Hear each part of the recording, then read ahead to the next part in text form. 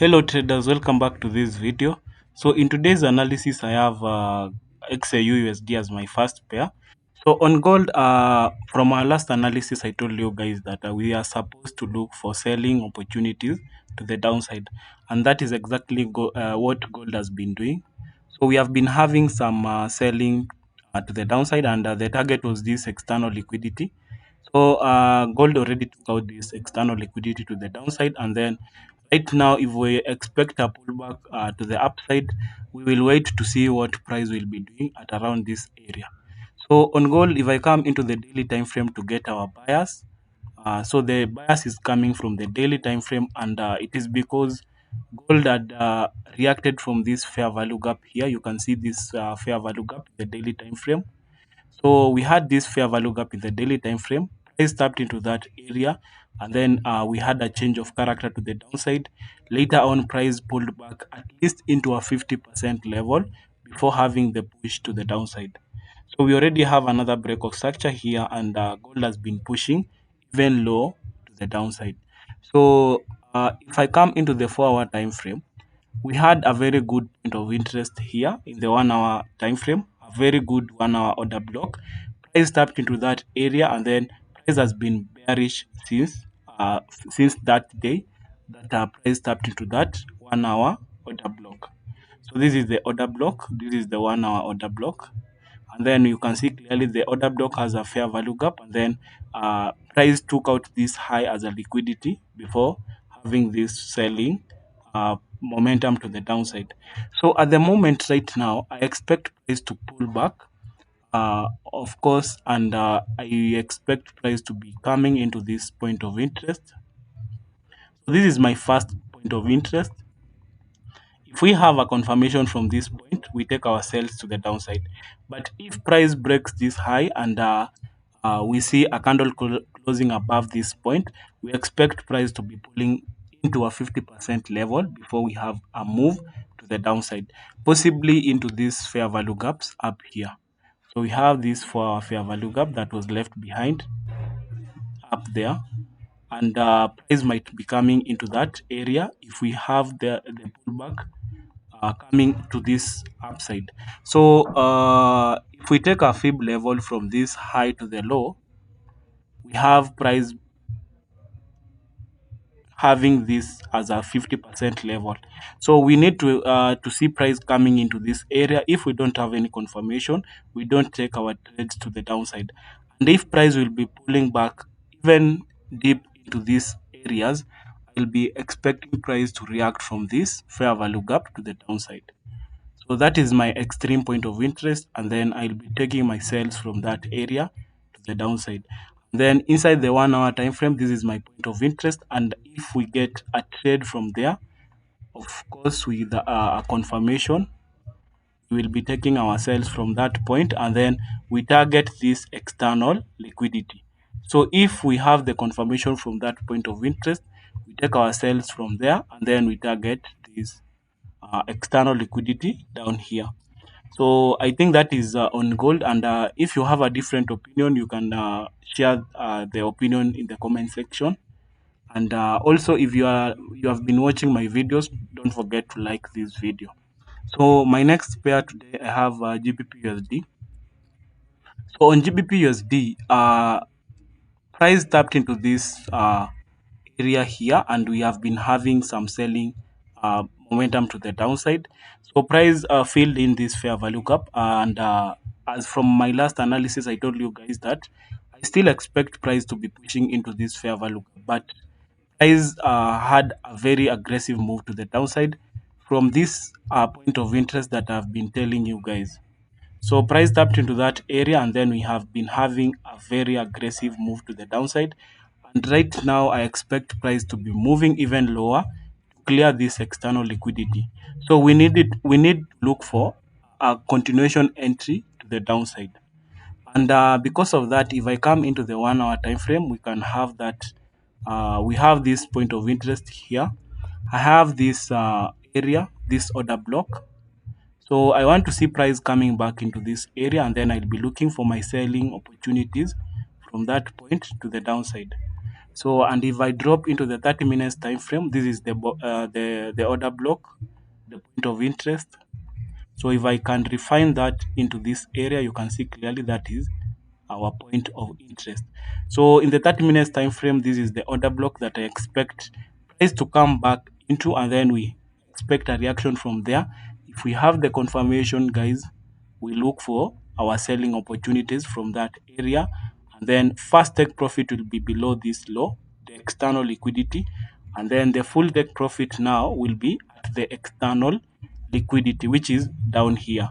So this is the full take profit, the external liquidity down there. And then as the price plays out, make sure you secure something if price will be reacting from this point.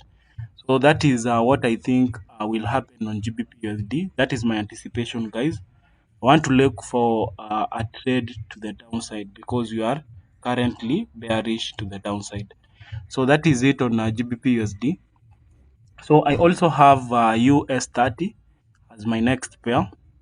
So on US 30, uh, from our last analysis, I told you guys that price will be coming into this fair value gap, and then we take our trade from that point to the downside. So price tapped into that fair value gap, and you can see clearly we have a very beautiful reaction to the downside. And then I had told you guys that price will be coming back into this daily fair value gap. Remember, we had this daily fair value gap, and this was the point of interest that I wanted to see price coming back into. So price has already come into that area, but I expect price to be mitigating that fair value gap correctly, because right now we just have a reaction from the fair value gap, but that is not a very good mitigation as expected. But right now, I need price to push even lower into this area, and then we look for our buys to the upside. So I still think price will be dropping down, and then we look to take our buys from this fair value gap. So on US 30, my view still stands that price will come into that fair value gap, and then we take our buys. At least price should mitigate this fair value gap at least 50% level. So I need to see price dropping down into a 50% level of that fair value gap, and then we take our trades and target the external liquidity as our take profit. So on a US 30, I still expect price to drop, and then we take our buys to the upside. So that is what I expect on US 30. So I also have USD CHF, an update on USD CHF. So price came back into that area, that point of interest, and we are supposed to be looking for those selling opportunities, guys. And right now, what I can see, let me clear this. So right now, what I can see that is happening around this area, we have a very good uh, double top. We have a double top that is being formed, and I expect price to be having a little retracement, and then we look for our selling opportunities to the downside. So at the moment, in the 30 minutes time frame, we have this fair value gap here, and I will be expecting price to pull back into that fair value gap. So if I want to look for a selling opportunity, I'll be looking to take my trades from this fair value gap here to the downside. So we have that fair value gap where I expect price to pull back into, and then we look to take our sales from there, because we can see clearly that price is already reacting from that point of interest. And then we take our trades from that point, from that fair value gap, and then we target this external liquidity here. So you can also look to target even lower, because we expect price to be dropping down into this external liquidity. But as for now, if you take a trade from that point, you should be targeting this low as your first take profit, and then the full take profit will be at the external liquidity. Because on USD CHF, we are clearly bearish to the downside, and we had a change of character. Price retraced back into a 50% level, and then later on we can see that price went down to form a break of structure. So right now we still expect price to drop and form a new break of structure to the downside. So that is why we need to look for those sales on USD CHF. So we already have our confirmation, and I think price will be dropping down, guys. So just be very, very keen and have your entries from this area to the downside. And then I have NAS 100 as my next pair.